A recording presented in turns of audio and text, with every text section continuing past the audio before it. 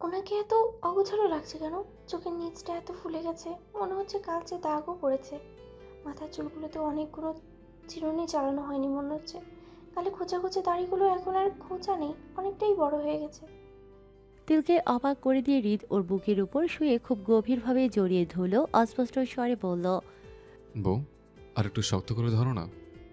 হৃদের চোখের পানি বেয়ে বেয়ে তিলের বুকে পড়ছে। তিলকে ফাঁকি দিয়ে চোখের পানি মোছার চেষ্টা করছে হৃদ, কিন্তু যে চোখেই নিজের পানিকে আটকাতে পারেনি, লুকাতে পারেনি। তার হৃদ কিভাবে তিলের কাছ থেকে লুকাবে, তাও এতটা কাছ থেকে। হৃদের অতি নগণ্য কষ্টের কান্নার সাথে ফুঁপনির শব্দ এবং হৃদের চোখের পানি, যা হৃদের চোখের কোণে বেয়ে তিলের জামা ভেদ করে শরীর ছুঁয়ে দিচ্ছে। হঠাৎ এমন উষ্ণ পানির ছোঁয়ায় তিলের মনে খটকা লাগে। তিল হৃদের মাথাটা চেপে ধরে নিজের দিকে ঘুরিয়ে ফেলে। এ কি দেখছি? হৃদ ভাইয়ের চোখে পানি, চোখ ভিজে লাল বর্ণ ধারণ করে আছে। কেন কাঁদছেন উনি? আমার কেন মনে হচ্ছে উনি আমার থেকে কিছু লুকাচ্ছেন? উনি তো এমন নরম মনের মানুষ না। কেমন হলো যে এতটা পাল্টে গেল? যে চোখের চাহনি আমাকে ভয়ে নাড়িয়ে দিত, সেই চোখ আজ কেন আমার চোখে চোখ রাখতে পারে না? হৃদের চোখের পানি দেখেই তিলের চোখ ভিজে গেল। কান্নাজড়িত কণ্ঠে বলল। আপনি কাঁদছেন কেন? কি হয়েছে আপনার?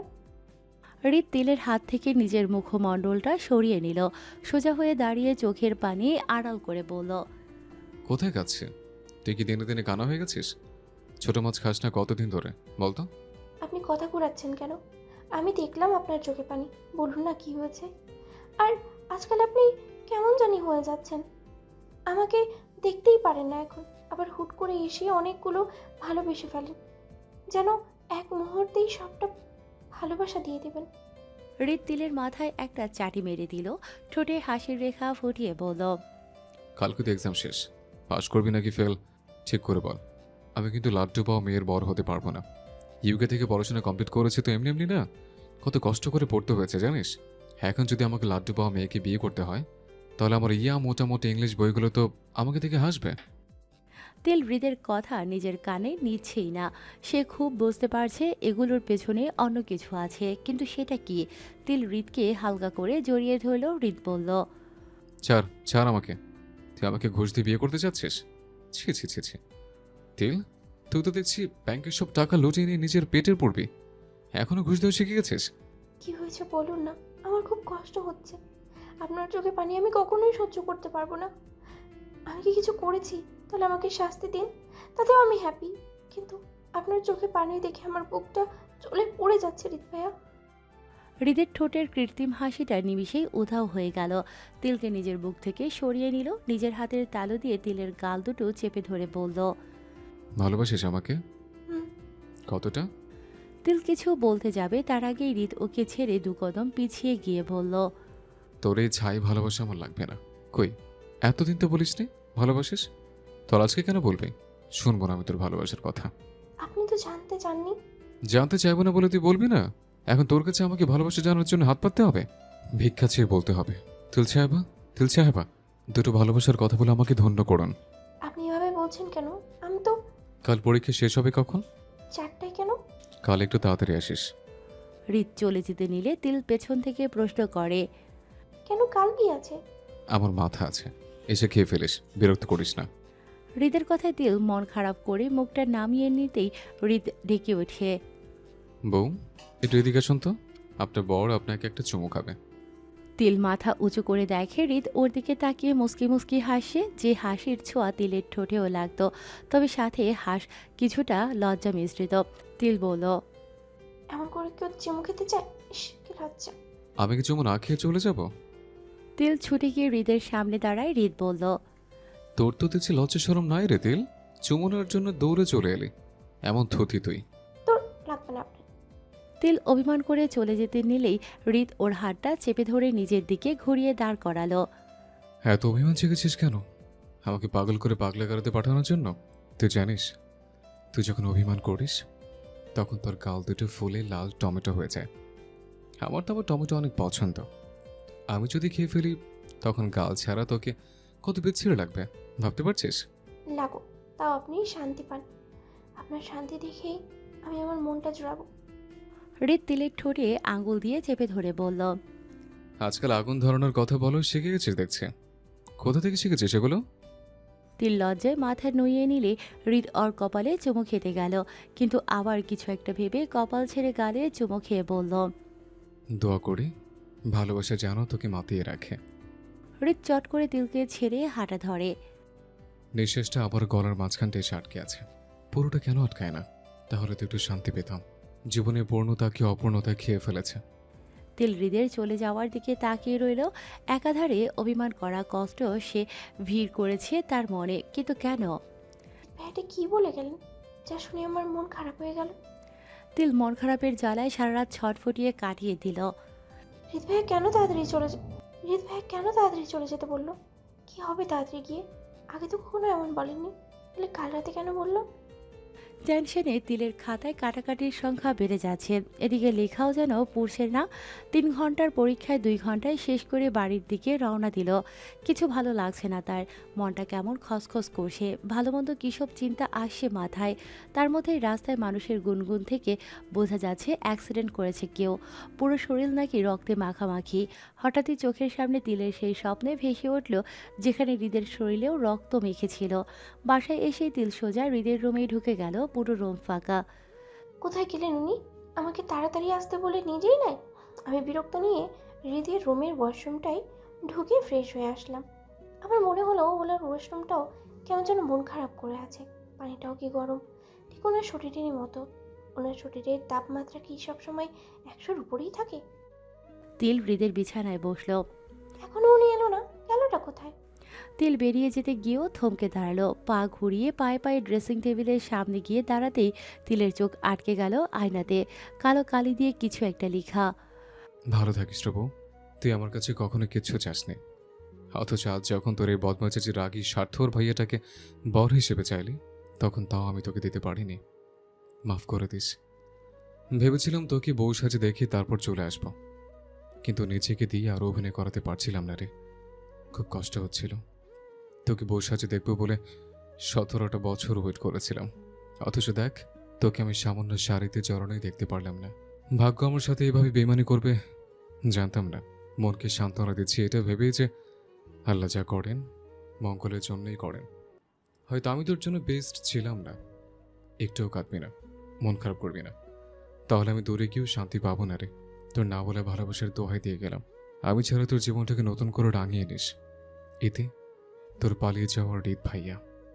হৃদকে ছাড়া আজ 1টা বছর চলে গিয়েছে তিলের জীবন থেকে, যার মধ্যে 8 বার মিলিয়ে প্রায় 4 মাসের মতো হসপিটালে কাটিয়ে দিয়েছে সে। হাসি আর কান্নার মধ্যে তফাৎ কি সেটাও ভুলে গিয়েছে তিল। হৃদের অন্ধকার ঘরটাকেই নিজের ঘর বানিয়ে নিয়েছে। এখন সেও প্রচণ্ড গরমে কম্বল দিয়ে ঘুমোতে শিখে গেছে। কেন শিখবে না? একমাত্র এটাই আছে যার মধ্যে সে তার হৃদ ভাইয়ের গন্ধ পায়। মন ভরে নিঃশ্বাস নিতে পারে। যে নিঃশ্বাসে শুধু হৃদ আছে, জড়িয়ে ধরলেও মনে হয় এটাই তার হৃদ ভাইয়া। তাকে শক্ত করে জড়িয়ে ধরে বলছে। বউ, আরেকটু শক্ত করে ধরো না। প্রতিদিনের মতো আজও সে আয়নার সামনে দাঁড়িয়ে হৃদের লিখে যাওয়া সেই আয়না চিঠি পড়ে যাচ্ছে, আর গাল বেয়ে টপাটপ করে পানি পড়ছে।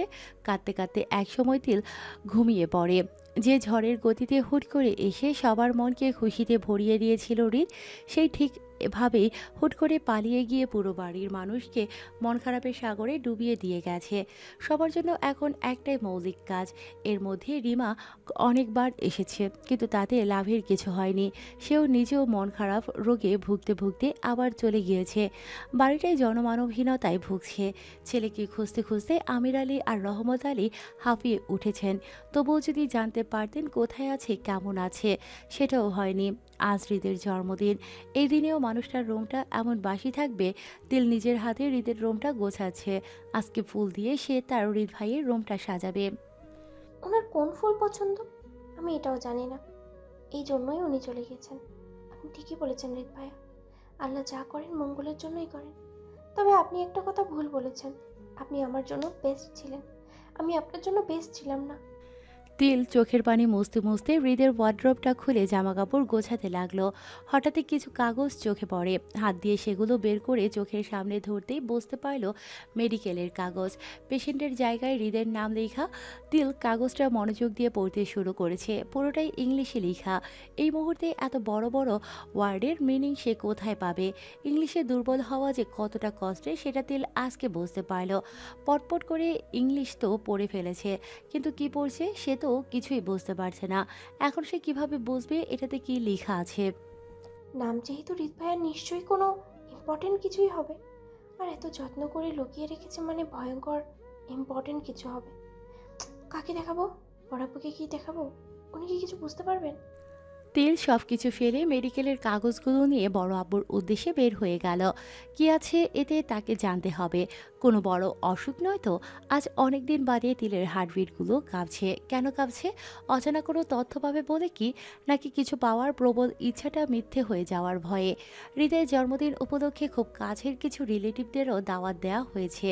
তেমন জাঁকজমকভাবে কিছু করা না হলেও কিছু খাবার দাবারের ব্যবস্থা করা হয়েছে, যা গরিবদের মধ্যে বিলিয়ে দেওয়া হবে। তার বিনিময়ে ছেলেটা যেখানেই থাক যেন ভালো থাকে, সেই দোয়া তো পাবে। হৃদের ছোটবেলার কিছু বন্ধু বান্ধবকেও দেখা যাচ্ছে। অনেকেই তিলের সাথে খুঁটিনাটি কথা বলে আটকাচ্ছে। তাদেরকে হাসি মুখে সাদরে গ্রহণ করেই তিল বড় আব্বুর রুমের দিকে এগোলো। দরজার কাছটাতেই গিয়ে বড় আব্বুর কান্নার শব্দ পেল তিল। সাথে অভিমান আর রাগ মিশ্রিত বড় আব্বুর কথাও কানে আসে। কার জন্য কাঁদছো তুমি? তোমার ছেলেকে একবার আমাদের কথা ভেবেছে? সবসময় নিজের মনে যা হয় তাই করেছে। এমন ছেলের জন্য তুমি কেন চোখের পানি ফেলছো হৃদের মা? আমার ক্ষুধা লাগছে, তাড়াতাড়ি ভাত বাড়ো। তুমি আরেকটু খুঁজে দেখলে ঠিক পেতে। তুমি কি বুঝবে মায়ের খালি বুকে কি বেদনা? তাহলে তুমি এভাবে চোখের পানি না ফেলে কোমরের শাড়ি আঁচল গুজে বের হয়ে যাও না। নিজের ছেলেকে খুঁজে আনো যত সব। আমির আলী সাহেব রাগে গজগজ করতে করতে বের হয়ে গেলেন। তিল আটকাতে গিয়েও থেমে গেল। যা, বড়াপু তো বের হয়ে গেল, তাহলে এখন কাকে দেখাবো? দুপুর গড়িয়ে সন্ধ্যা হয়ে এলো, কিন্তু বড় আব্বুর আর ফেরার কোনো নামগন্ধ নেই। আর কতক্ষণ ওয়েট করবে সে? কাগজটার দিকে তাকিয়ে তিলের ভীষণ কান্না পাচ্ছে। সে কেন ইংলিশটা মন দিয়ে পড়লো না? কেন বড় বড় ওয়ার্ডগুলোর মিনিং শিখলো না? তিলের ইচ্ছে হলো এখন সে ডিকশনারিটা নিয়ে তুড়ি মেরে সব শব্দের অর্থ মুখস্থ টুতস্থ করে ফেলতে।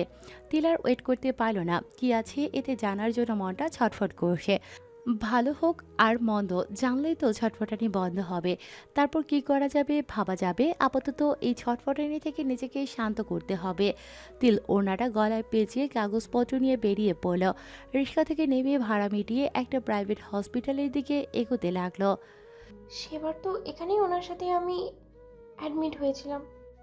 তিল দীর্ঘ একটা নিঃশ্বাস ফেলে সামনে এগোতেই একটা ছেলের সাথে ধাক্কা খেলো। তিল নিজেকে সামলে নিলেও ছেলেটি নিজেকে সামলাতে পারে না। হাতে আবদ্ধ থাকা সব কাগজপত্র নিচে পড়ে গেছে।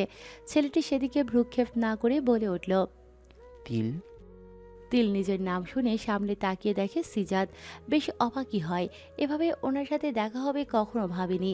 তিল বলল, আপনি এখানে? তিলের প্রশ্নকে যেন এড়িয়ে গেল সিজাত। বেশ তাড়াহুড়ো ভাব দেখিয়ে পড়ে যাওয়া কাগজপত্রগুলো তুলতে থাকে। তিল নিজেও উত্তরের আশা না করে সিজাতকে হেল্প করতে হাত লাগায়। ততক্ষণে সিজাত সব গুছিয়ে নিয়েছে। তিল নিজের কাগজটাতে একটা কাগজের টুকরো নিতেই ওখানে চোখ পড়ে তিলের। ওটাতে পেশেন্টের জায়গায় হৃদের নাম লেখা। তিলের মনে হলো ও যে রিপোর্টগুলো নিয়ে এসেছে কিছু জানার জন্য, এটাও তারই একটা অংশ। কিন্তু এটা সিজাতের কাছে আসলো কিভাবে? আমি অস্থির হয়ে সিজাতকে প্রশ্ন করতে উঠে দাঁড়াতেই দেখি কেউ নেই। তার পাশে চোখ বুলিয়েও আমি সিজাতকে পেলাম না। গেলটা কোথায়? এই মাত্র এখানেই তো ছিল, এর মধ্যেই নাই হয়ে গেল। আর এভাবে না বলেই বা কেন গেল? উনি কি আমার থেকে পালিয়ে গেলেন? কিন্তু কেন? তিল নানা প্রশ্ন নিয়ে সামনে এগোতে এগোতে বার কয়েক পেছনে তাকিয়েছিল যদি সিজাতকে দেখতে পায়। পড়াশোনা বাদে সেভাবে কখনো একা একা চলা হয়নি তিলের। আর হসপিটাল তো দূরে থাক, এখানে কোথায় কি করা হয় কিছুই জানে না। কার সামনে গিয়ে সে রিপোর্টের ব্যাপারে জানবে তাও জানে না, কিন্তু তাকে তো জানতেই হবে। নাম যেহেতু হৃদ ভাইয়ার, নিশ্চয়ই কোনো ইম্পর্টেন্ট কিছুই হবে। আর এত যত্ন করে লুকিয়ে রেখেছে মানে ভয়ঙ্কর ইম্পর্টেন্ট কিছু হবে। সাত পাঁচ ভাবা বন্ধ করে একটা মেয়ে ডক্টরের কেবিনে ঢুকে পড়ল। তিল পলকহীনভাবে তার সামনে বসে থাকা ডক্টরের দিকে তাকিয়ে রয়েছে। উনি যা বলছেন তা বিশ্বাস করবে নাকি বুঝতে পারছে না। কানগুলো যেন কেমন অবশ হয়ে আসে, চোখটাও সেই জন্য হয়তো পাপড়িগুলো নড়ছে না, নিঃশ্বাসটাও নিতে ইচ্ছে করছে না। ডক্টরের বিপরীতে সে কী বলবে তাও খুঁজে পাচ্ছে না, শুধু ফেলফেল নয়নে তাকিয়ে আছে। সে ঠিকঠাক লোকের কাছে আসে তো? উনি আসলেই ডক্টর তো? উনি ঠিকঠাক মতো ইংলিশ পড়তে পারেন তো? তিল ভালো করে ওনাকে পরখ করে দেখছে মাঝবয়সী মহিলা। হয়তো উনিও আমার মতো ইংলিশ না পড়ে ডক্টর হয়ে গেছেন। আমি যদি ইংলিশে টেনে টুনে পাশ করে A+ আনতে পারি, তাহলে কি উনি ডক্টর হতে পারেন না? অবশ্যই পারেন। উনি ঠিক বুঝতে পারছেন আমি এত কিছু বুঝি না, তাই ভুলভাল বলছেন। তিলের মাইন্ডে হাজার সন্দেহ থাকলেও তার মন ঠিকই মেনে নিয়েছে। ডাক্তার তাকে এক ফোঁটাও ভুল বলেনি, তাই হয়তো চোখটা ঝাপসা হয়ে আসে। আমি বাড়ি যেতে পারবো তো? এমন ভুলভাল কথা শুনেও শরীরটা এমন দুর্বল হয়ে আসছে কেন? তিল বাড়ির উদ্দেশ্যে বের হলেও সিজাতের বাড়ির সামনে এসে পৌঁছেছে। মনের অজান্তে দরজায় নক করতে থাকে। দুবার কলিং বেল টিপতেই সিজাত দরজা খুলে দিল। তিল সিজাতের দিকে তাকিয়ে রইল। তার যে অনেক কিছু জানার আছে, অনেক প্রশ্ন করার আছে। এতক্ষণে সে ঠিকই বুঝে গেছে তার না জানা তথ্যগুলো হৃদ বাদে যদি আর কেউ জেনে থাকে সে হলো সিজাত। তিল কোন প্রশ্নটা আগে করবে বুঝে উঠতে পারছে না। সিজাতের দিকে তখনও তাকিয়ে রয়েছে। সব কিছু কেমন যেন গোলমেলে লেগে যাচ্ছে। তা জানার জন্য মন এমন ছটফট করছে, অথচ তার মুখোমুখি হতেই হাত পা কাঁপাকাঁপি করছে। মনের ভেতরে ভয়রা উকি দিচ্ছে। তোমাকে এমন কেন লাগছে তিলামতি? তুমি কি অসুস্থ? হৃদ ভাইয়া কোথায়? আমি জানি তিলামতি, তুমি আমাকে কেন জিজ্ঞেস করছো? সিজাত কাগজে চোখ বুলিয়ে বেশ অবাক হয়ে তিলহাতকে বলল। সিজাত নিজের কথা শেষ করার আগেই তিল অজ্ঞান হয়ে দরজার সামনে পড়ে যেতে সিজাত ওকে ধরে ফেলল। জ্ঞান ফিরতেই তিল নিজের পাশেই সিজাতকে দেখতে পায়, বেশ অস্থিরতা নিয়েই বলল, তুমি ঠিক আছো তো? শরীরের কি হাল করেছো বলো তো? এভাবে হুট করে অজ্ঞান হয়ে গেলে আমার তো প্রাণ যায় যায় অবস্থা। হৃদ ভাইয়া কোথায়? তিলের মুখে পুনরায় একই কথায় বেশ বিচলিত হয়ে যায় সিজাত। বেশ শক্ত কণ্ঠে বলল, তুমি এখন অনেকটা সুস্থ তিলামতি, চলো তোমাকে বাসায় দিয়ে আসি। আমি কোথাও যাব না। আমি জানতে চাই আমার হৃদ ভাইয়া কোথায়। তখন থেকে একটা প্রশ্নই করে যাচ্ছি, আপনি শুনতে পাচ্ছেন না? বলছেন না কেন আমার হৃদ ভাইয়া কোথায়? কোথায় আমার হৃদ ভাইয়া? তিলের চিৎকার করার কথাতে সিজাতও চিৎকার করে বলে ওঠে। জানি না, না জানলে কিভাবে বলবো? তিল বিছানা ছেড়ে সিজাতের সামনে এসে চোখ রাঙিয়ে বলল, আপনি সব জানেন। সেদিন আপনার ফোনেই হৃদ ভাইয়া আমাকে ফেলে দিয়ে এসেছিল। বলুন সেদিন কি হয়েছিল? আমি বলতে পারবো না। তিল এবার অসহায়ের মতো কেঁদে কেটে হাত জোর করে বলল, প্লিজ। আব্বু হুট করে খুব অসুস্থ হয়ে পড়ে। ওনাকে হসপিটালে অ্যাডমিট করানো হয়। ডাক্তাররা চেক আপ করে জানায় ইমিডিয়েটলি অপারেশন করাতে হবে এবং রক্তের ব্যবস্থা করে রাখতে হবে যাতে প্রয়োজনে ছোটাছুটি করতে না হয়। আমার আব্বুর ব্লাড গ্রুপ AB নেগেটিভ ছিল। তুমি তো ভালো করেই জানো এই গ্রুপের ব্লাড কত ডিমান্ডেড। আমার তখনই মনে পড়ে হ্রদের কথা। ওর ব্লাড গ্রুপও AB নেগেটিভ। একসাথে পড়াশোনা চলাকালীন জানা হয়েছিল। আমি সাথে সাথে ওকে কল দিই। যদিও তখন আমাদের মধ্যে তোমাকে নিয়ে ঝামেলা চলছিল, তবুও বাবার জীবনের কথা ভেবে সেদিন সব ভুলে গিয়েছিলাম। আর হ্রদ, ও খুব রাগী হলেও যে ও খুব ভালো মনের মানুষ আমি এটাও জানতাম। না থেকেই ওকে সাহস করে কল দিয়েছিলাম। জানতাম ও ফেরাবে না। আর তাই হলো, বাবার অপারেশন শুরু হওয়ার আগেই ও হাজির। ও ব্লাড দেওয়ার জন্য প্রস্তুত ছিল, কিন্তু তখনই একজন নার্স এসে জানালো ব্লাড দেওয়ার আগে কিছু টেস্ট করাতে হবে। রাত নার্সের সাথে চলে যাই। কিছুক্ষণ পর নার্স এসে আমাকে জানায় ওর ব্লাডে HIV ভাইরাস পাওয়া গিয়েছে। এই ব্লাড নেওয়া যাবে না। আমি যেন অন্য কোনো ডোনারের ব্যবস্থা করি।